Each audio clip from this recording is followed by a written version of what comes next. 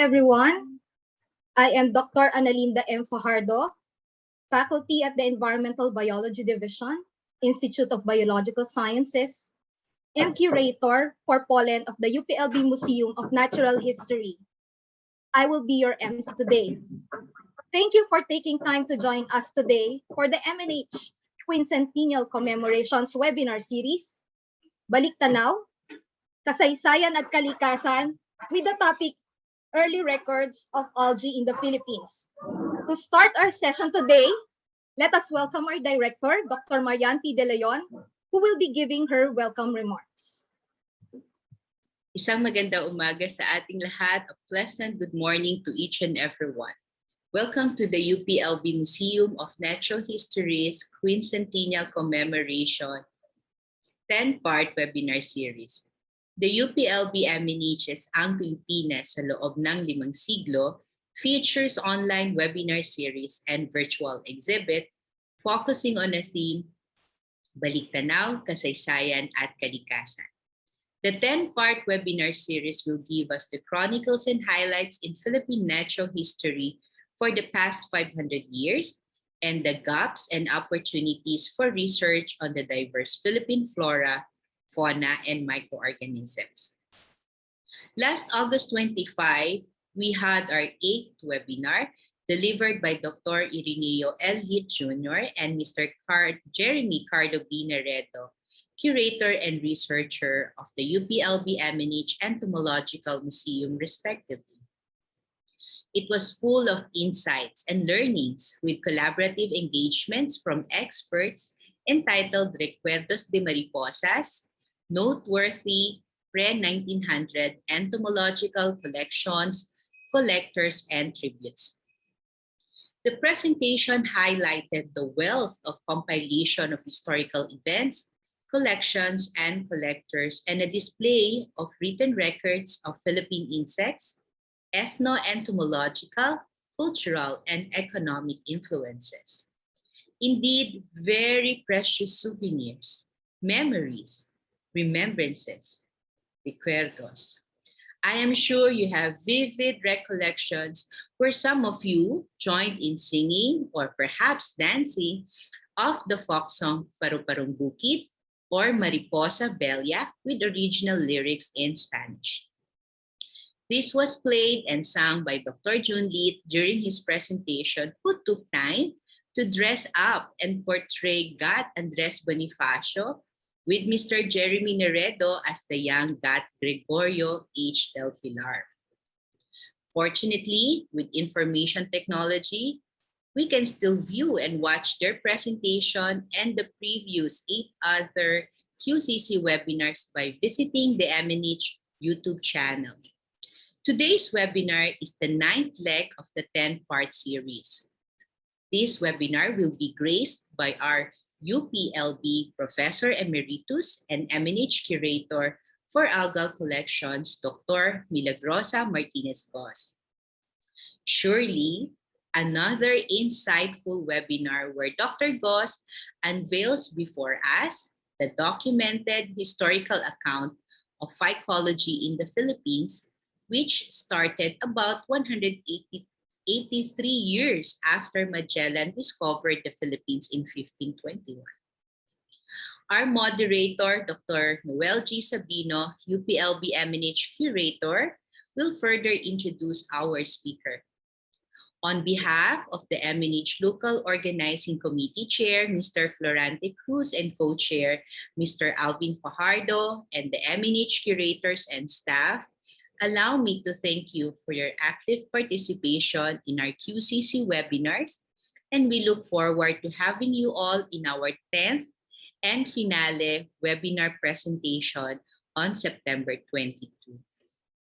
Again, thank you very much and have a blessed day to everyone. Stay safe. Back to you, Dr. Dallin. Thank you, Director De Leon. Now, I will be giving the floor to the moderator for today's session, Dr. Noel G. Sabino, Curator for Bacteria, Yeasts, and Molds at the UPLB Museum of Natural History. A pleasant morning to all of us. Now, before I introduce our speaker today, I would like to remind you of the house rules. First, make sure that your audio is on mute and your video is turned off. Please practice good webinar etiquette. And second, please use the Zoom webinar Q&A feature to send questions. Now, for those who are watching on our YouTube stream, just put your questions in the comments area and our technical assistant will copy your questions to the Zoom Q&A. All right, I have the pleasure to introduce our speaker, Professor Emeritus Milagrosa R. Martinez-Goss. Dr. Milagrosa R. Martinez-Goss is a Professor Emeritus at the Institute of Biological Sciences at UP Los Baños. She is recognized for her important contributions in the field of phycology. She is the Emeritus curator for Algae and Diatoms. Professor Emeritus Goss has a PhD in botany with specialization in phycology from UPLB. Her MS in botany was obtained from the University of Maryland in 1968, while her BS biology degree was awarded by UP Diliman in 1962. Her research interests are on the biology of blue-green algae and diatoms. Ma'am Goss is dubbed the great algal agriculturist of the sea for her exceptional contributions in the study of diatoms and algal taxonomy, a field dominated by foreign researchers. She has described around 20 new species and varieties of algae and determined 20 more as new country records for the Philippines. After retiring, Dr. Martinez-Goss continues to be involved in research and extension work, focusing on studies to mass cultivate freshwater microalgae for biodiesel and feedstock, and other phycological researches. Friends, I now give the floor to Dr. Milagrosa R. Martinez-Goss. Ma'am Goss, you now have the floor. Good morning, everybody. Thank you so much for that very kind introduction, Dr. Noel.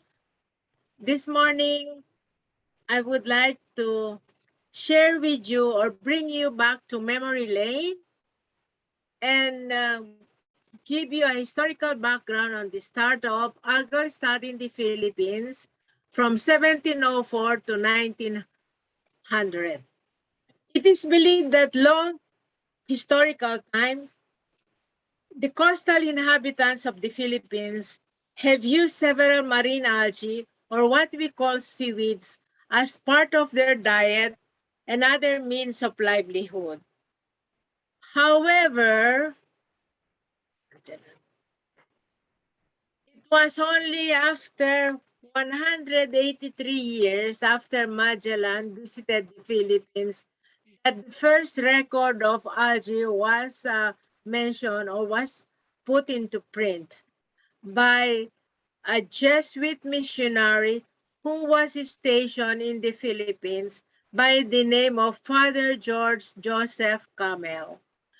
He was originally from Bavaria, which is now known as the present Czech Republic. His work was included in the book that was published by a well-known European naturalist, John Ray, which he called Historia generalis plantarum in 1704. In that book, Camel described and mentioned about a red alga which he called Corallina edulis. This has had two names.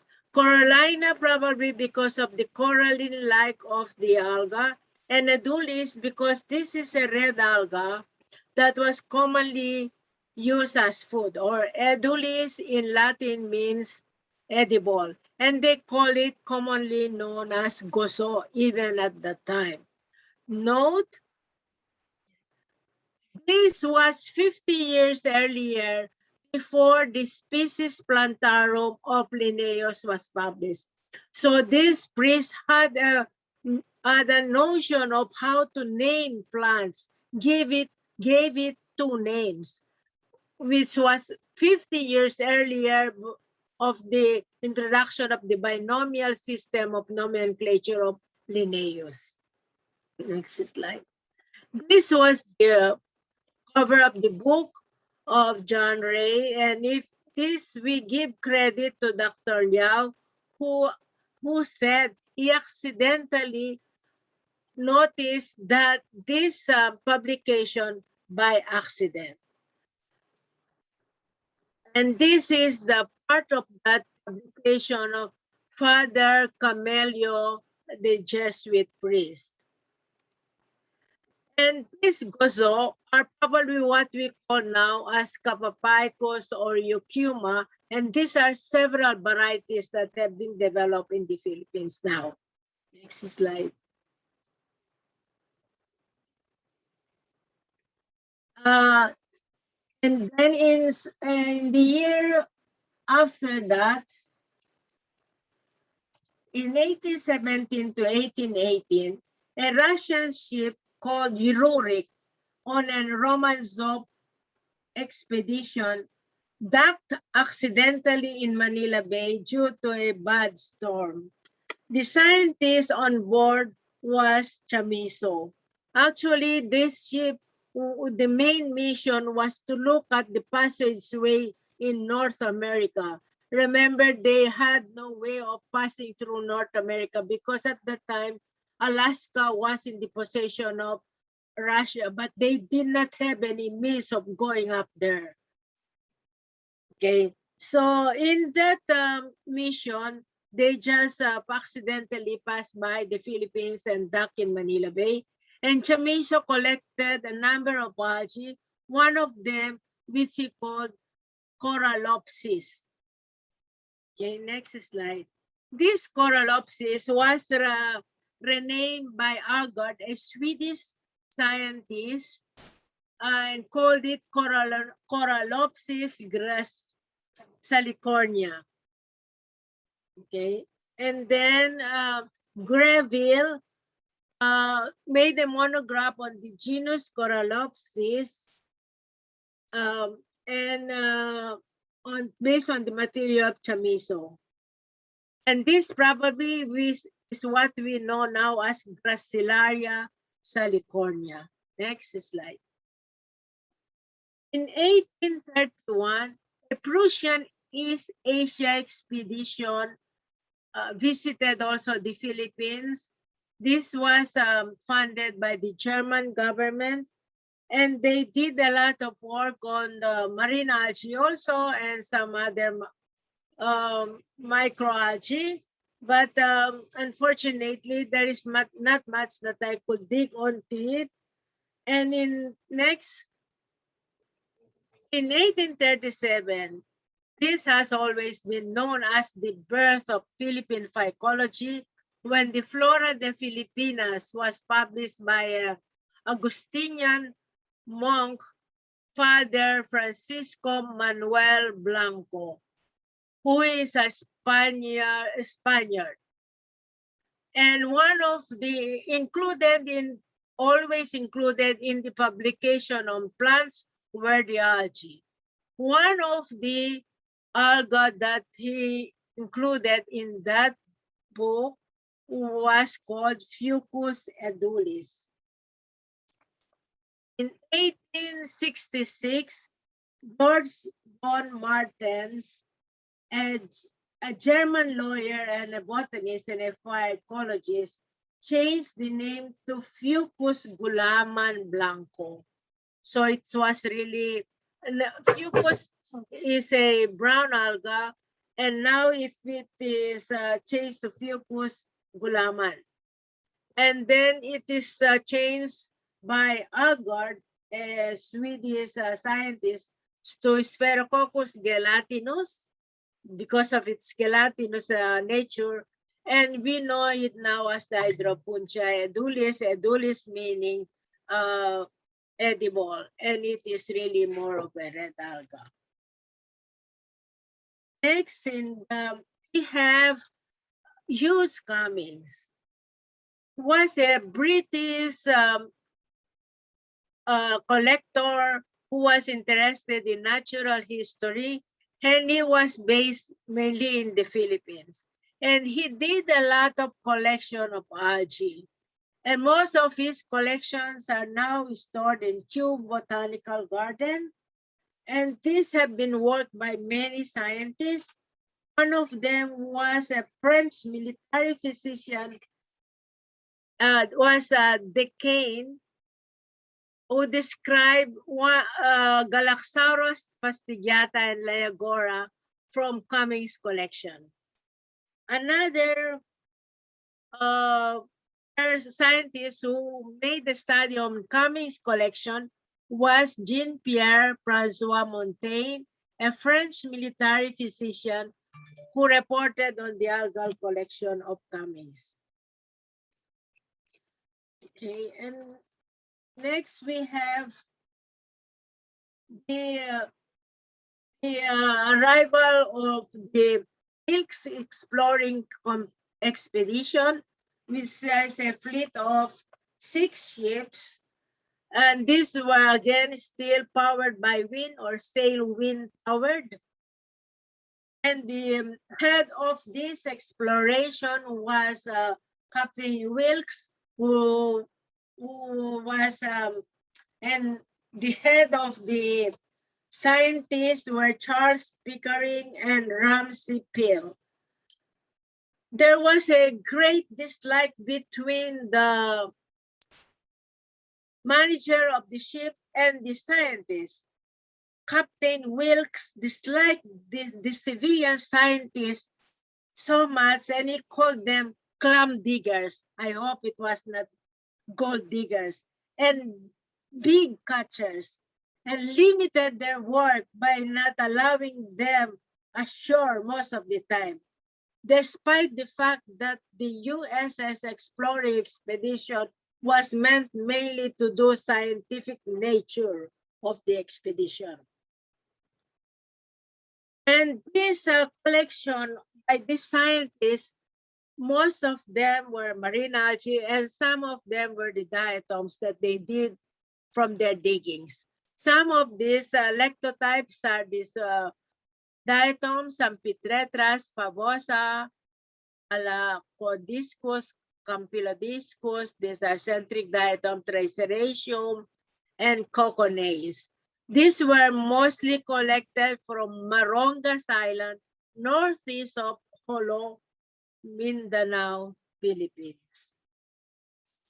Now, this is one of the collections that they have. This is a centric Campylodiscus Kuchingi by Harvey and Bailey.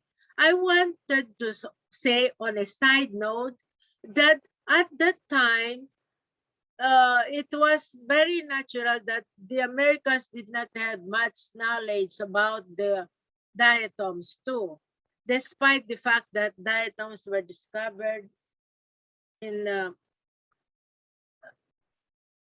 first observed in 1703. However, in studying diatoms, you need a good microscopist, aside from having a good microscope. And the Americans reluctantly asked an Irishman by the name of Bailey to help them, because they said the collection that they have must be only studied by the Americans. So finally, they did not have any chance but to ask Miss Dr. Bailey to come in, because they don't have much knowledge about the diatoms. That's why in your collection of these diatoms, you will have a Harvey and Bailey or Bailey and Harvey. So finally, they just have to ask him to help Bailey. Next.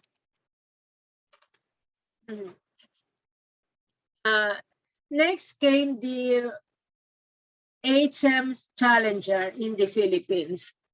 HMS Challenger was an expedition that was funded by the the British Navy of England from 1874 to 1875.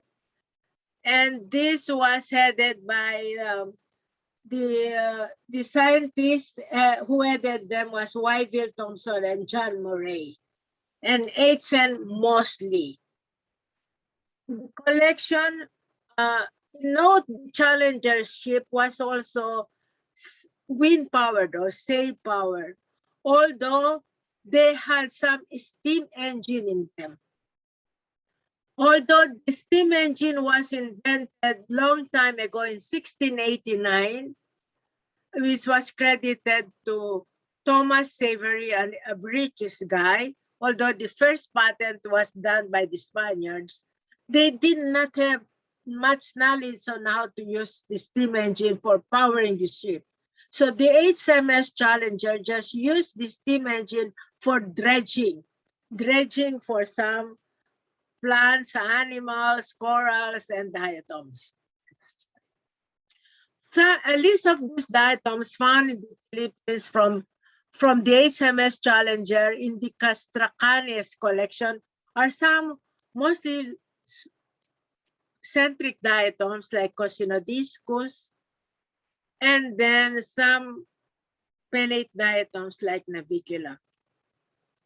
Here are some centric diatoms from the Castracani collection on the left side, and here is on the right side will be a pinnate diatom, Navicula spectabilis from the Castracani collection that are deposited until now at the British Museum of Natural History in the diatom section near the attic.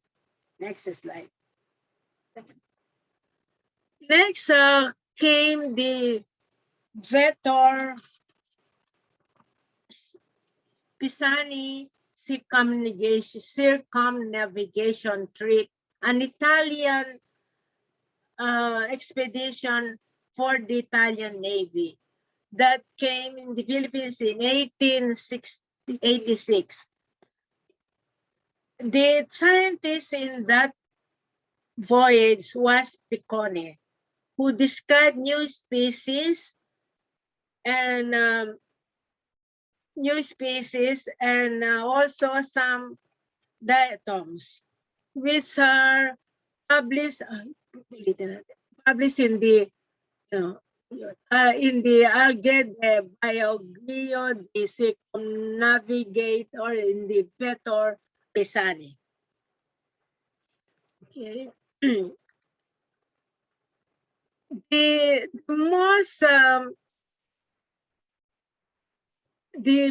one of the best expedition that came to the Philippines was the Siboga Expedition. A Dutch expedition that was really meant to go only to Indonesia, mainly to do some commerce and some scientific study there. The leader of the scientists was Max Carl Wilhelm Weber, and he asked his wife to come along, Anna Weber van Bosse. If you notice, a number of collections were done by these two scientists, Van Bosse, Weber. Among them are the siphonaceous green algae. They published a lot of marine benthic algae of the Philippines, Van Bosse and fossil 1900 corallinaceous algae from the Siboga Expedition. Another will be some of the Halimeda species from the Siboga Expedition, and new records of algae from the Philippines by Smidel and Kojasi. So these are some of the algae that are representative, not the same one, representative of the algae that they found in Holosolu. They are the siphonaceous without any cross walls, like Halimeda, Kojo, which is a well-known alga that is siphonaceous also, which we eat in northern Luzon, which we call popoclo. And I think everybody knows about Colerpa, another siphonaceous green algae, or lato, or arorosep. Okay. Okay, in summary, we say we owe to the following: the beginning and enrichment of the science of algae in the Philippines. I call it algology because if I call it phycology, they think it is psychology. So algology in the Philippines from 1704 to 1900. The priests who were so devoted into their work, we owe them Father Kamel, a Jesuit, Father Blanco for the Flora de Filipinas, an Augustinian monk, and we have devoted naturalist collector who visited and stayed in the Philippines, a British national Hughes Cumming, whose huge collections are stored in the Kew Botanical Garden, and the very ship expeditions that passed and visited the Philippines, like the Russian Rurik ship under the Romanzoff Expedition in 1817 to 1818. And we have the Prussian expedition to the Far East, a German-funded expedition. And then we had the Wilkes Exploring Expedition, funded by the Americans mainly for scientific investigation. And we have the British expedition called the HMS Challenger expedition in 1874 to 1875. And the Dutch expedition, who really was meant to go only to Indonesia, which we call the Siboga Expedition. Herbarium, where the Philippine Diatoms specimens are stored. These are in the diatoms from the HMS Challenger are stored in the Castracani collection in the diatom section of the British Museum of Natural History in London, England. And the Wilkes Exploring Expedition, the diatoms are stored in the Academy of Natural Sciences in Philadelphia, Pennsylvania, in Farlow Herbarium, University of Harvard, and the Smithsonian Institution in Washington, D.C., USA. And another thing we should note there, that first observed algae were those found along the coastline of the Philippines, such as in Cebu, Jolo, Sulu, and Manila. The red algae were the first one recorded as the guso, followed by the brown algae, then the green algae. Among the noteworthy microscopic forms that are well kept and documented are the diatoms, probably due to their hardy frustules made of silica and a better means of preserving them in slides and storing them. It was not so difficult to store glass slides in slide boxes. And we also owe a number of people for having done an initial historical account of algal study in the Philippines, like Dr. Cordero, Dr. Edna Ganzon Fortes, Dr. Lastimoso and Sanchanes, Dr. Liao, and Picone, and Dr. Silva from University of California at Berkeley, Dr. Trono in Museum of Natural History, and the father of phycology, Dr. Velasquez. I would like to thank the Museum of Natural History for giving me the opportunity to present this algal story. I also would like to thank Mr. Padernal for helping me prepare this PowerPoint. Thank you very much. Thank you very much, Dr. Goss, for that wonderful and informative talk. That is a brief look or a quick look at algology in the Philippines. Okay, so let's now have our open forum. So to our audience here at Zoom, please use the Q&A feature to send in your questions. Now, for those who are watching via YouTube Live, please leave your questions in the comments box and our technical assistant will copy it to Zoom. Okay, we will try to answer as many questions as possible given the time allotted. Okay, so questions? Do you have any questions? Okay, so one question, ma'am. Yes, I will answer it. Okay po, ma'am. Are there any diatom specimens left in the Philippine museums from Crastacani's collection? That's a very good question. Unfortunately, we don't, but I have seen this Castracani collection at the British Museum. We can always make exchanges. We don't have to go there. We can just write the curator of the Diatom section that if you can borrow them for a short while. Okay, thank you po, ma'am. So another question. Okay, so back in the day, how they collect po the specimens? What tools do they use? Oh, they just use some kind of digging material and some kind of scraping material for collecting diatoms. And they that's a good question. And they preserve them in brine or alcohol. And then over time, the protoplast will just decompose. And what is important is really just the cell wall, the siliceous cell wall, or what we call the frustule, which is the main part of the diatom that we use for diatom taxonomy. Okay, thank you very much, ma'am. Any other questions? Okay, so another question po, ma'am. Back in the day, how, okay, so natanong na po ito regarding collection of specimens.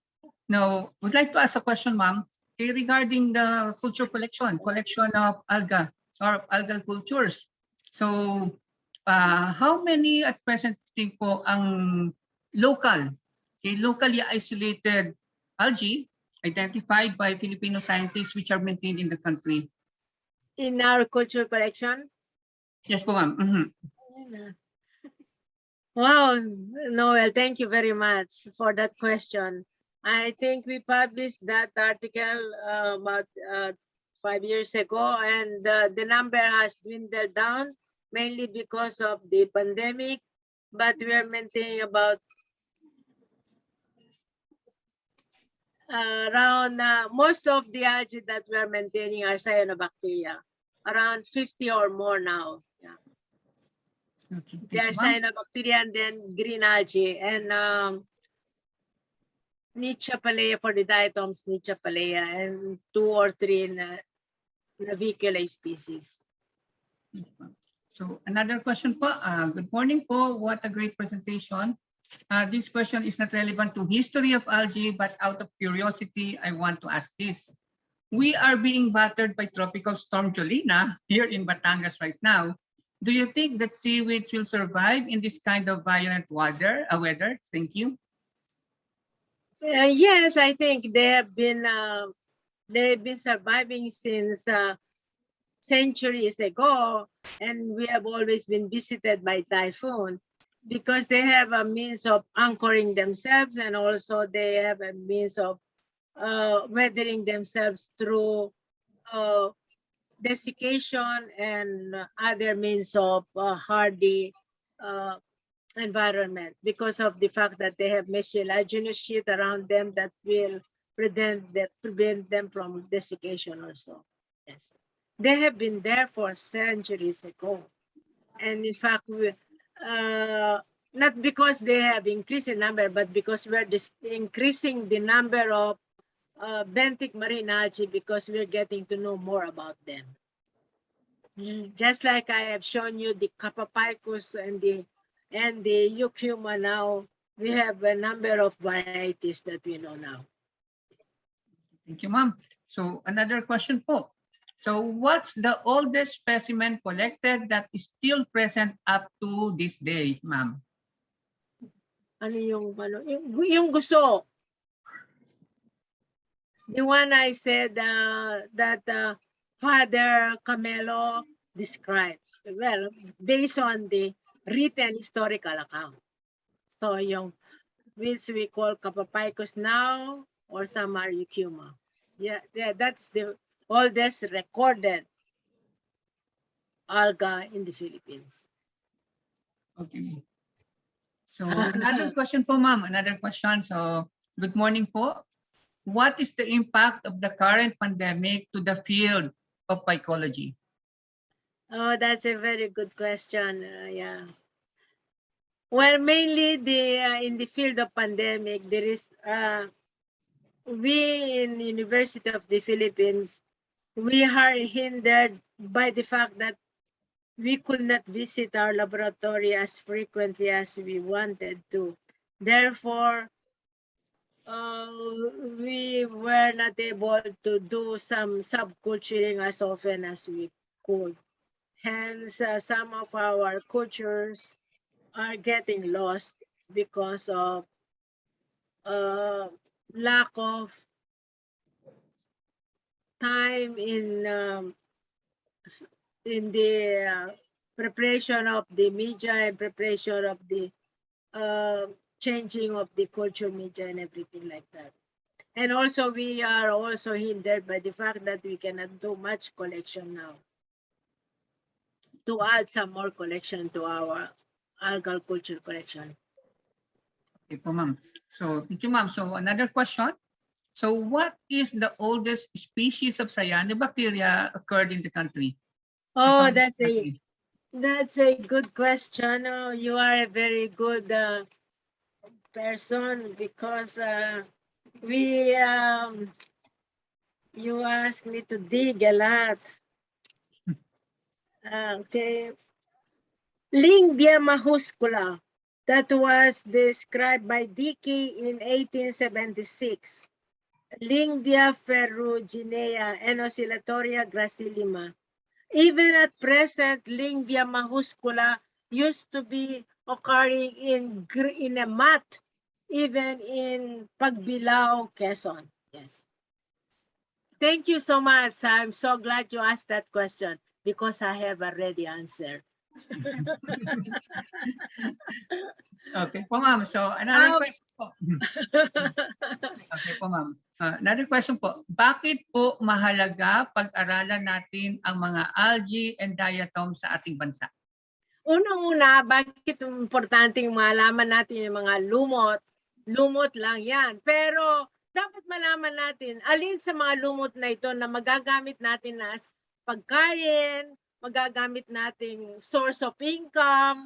Kung hindi natin alam yung ating mga lumot, hindi natin alam kung anong mga bagay na ito na magiging maalaga sa ating araw-araw na kabuhayan.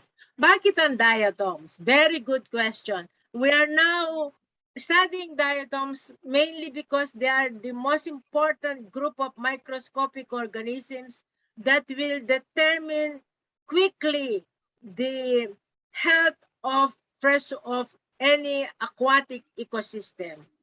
Because the diatoms are very easy to preserve. Secondly, the diatoms are very responsive to changes in the water quality, even in climatic changes. So therefore, a number of people are using diatoms as index of water quality in any given ecosystem. Okay, diatoms also, if you notice, your toothpaste has a little bit of diatomaceous earth. Your silica gel has diatomaceous earth.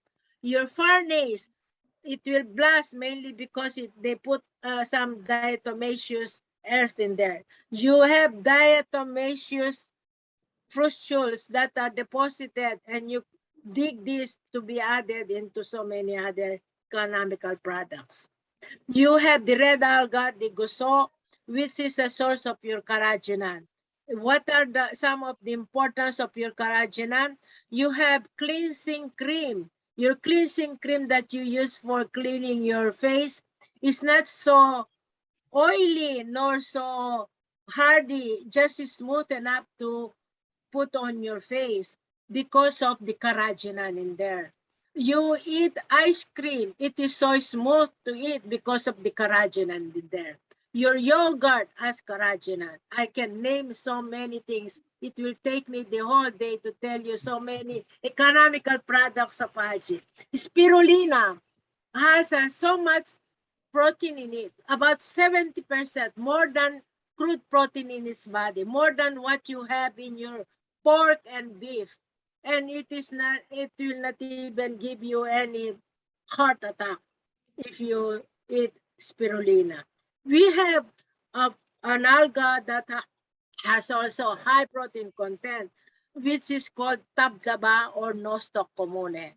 And if we found it has so many antibacterial properties also, and all, and other properties.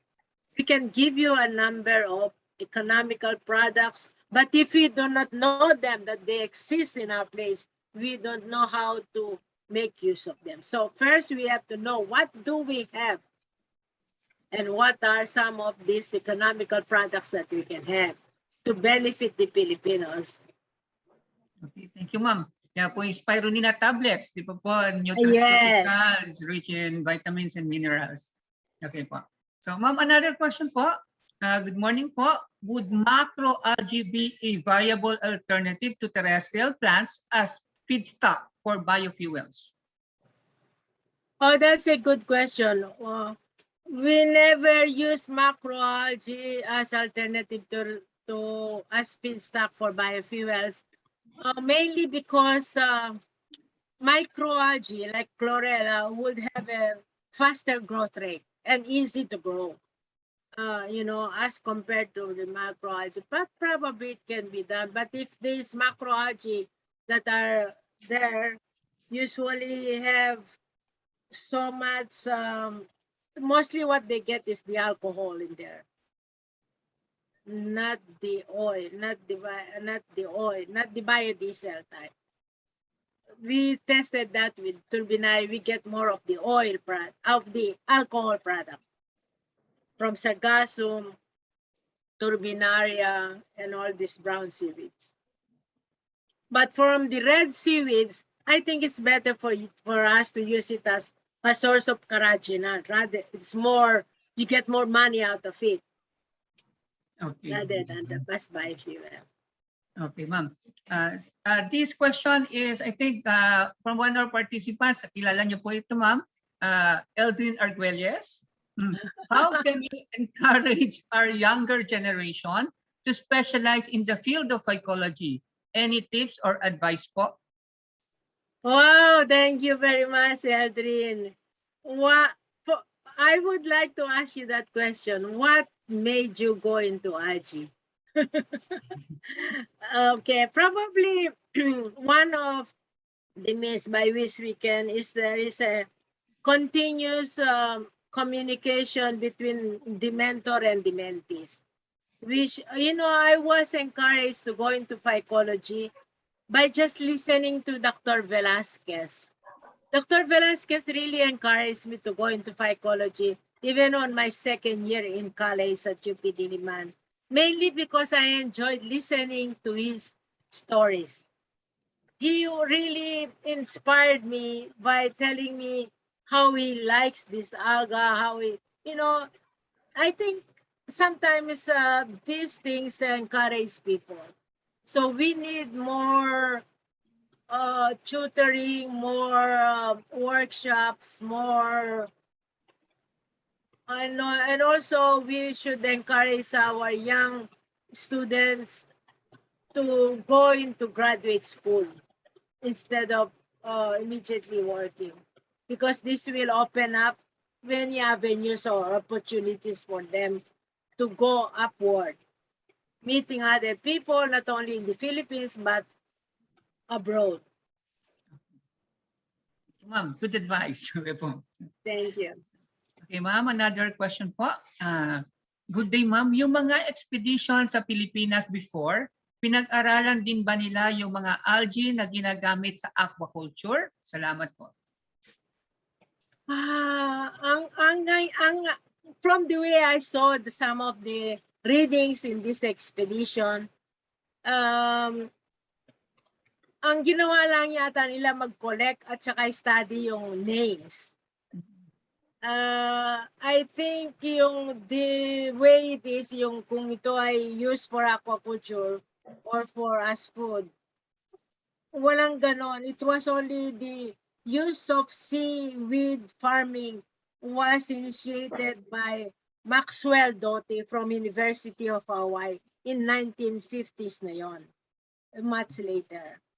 Maxwell Doty with Alvarez and Dr. Trono. They introduced seaweed farming in the Philippines. Yun ang introduction yata because of the tropical climate. Okay. Thank you po, ma'am. So another question po. Magandang umaga po.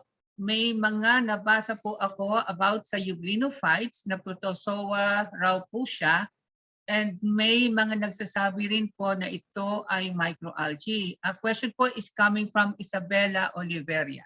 That's a very good question. There are so many microorganisms that both we claim them both, the zoologists and the botanists. One of the reasons why we claim it as belonging to the algal group because of the presence of the chloroplast, and if they have their stored food, it is in a starch-like product. That is all. Even if they probably use another means of producing their food, it's still the reserve food product is a plant-like product or starch-like product. That's why we claim it as a plant-like organism. Okay, so I hope nakuha po ni Miss Oliveria ang answer po ni Ma'am Goss. Okay. Ma'am, please allow me to ask a question. Okay, kasi I'm into toxigenic algae. So I want to know lang po, okay, ano po yung pinakaunang study na ginawa dealing with algae or microalgae na nagpuproduce po ng mga lason, yung toxins po? Siguro sina Dr. Rodora Zanza, dinoflagellates. Okay po. And then we have now lately the pseudonychia that is being done by people from University of Visayas in yes, they are the ones who are doing a lot of toxicology. And also the first toxic cyanobacterium was your Microcystis aeruginosa. No.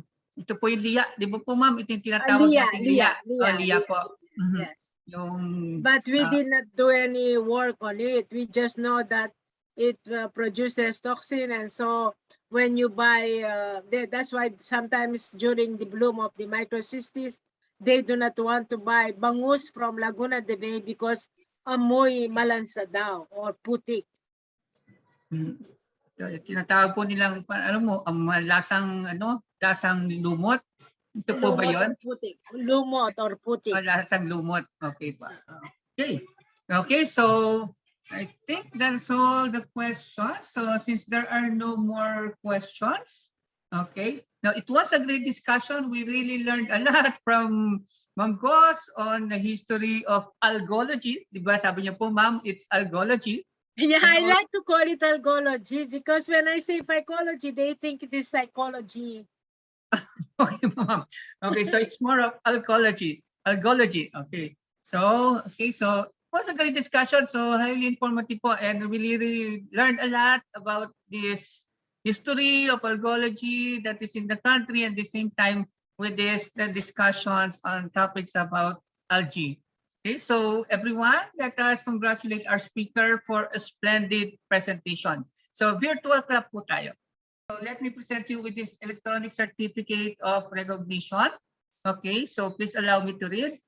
Museum of Natural History Certificate of Recognition is awarded to Dr. Milagrosa R. Martinez-Goss for serving as resource person during the 2021 MNH Baliktanaw, Kasaysayan at Kalikasan webinar series, Early Records of Algae in the Philippines, held on 8 September 2021, okay, via Zoom, signed by Director, okay, of the Museum of Natural History, Marian P. De Leon.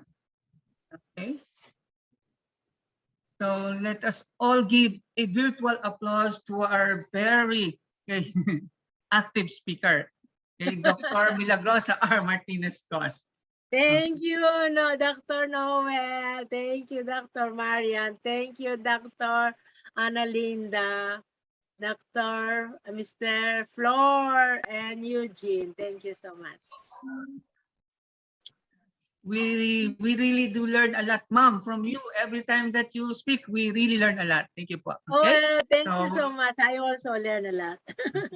So let me now turn you over to our MC, Dr. Ralian Pardo. Before I end this webinar, let me give out a few reminders.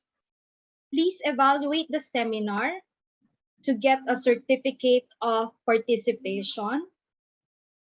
The link is flashed on the screen and copied in the chat box of Zoom and the comments area of our YouTube live post.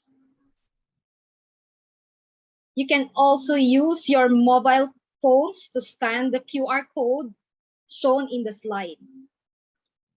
Please click on the link provided so that you will be able to give your evaluation immediately. We will only accept responses until 3 p.m.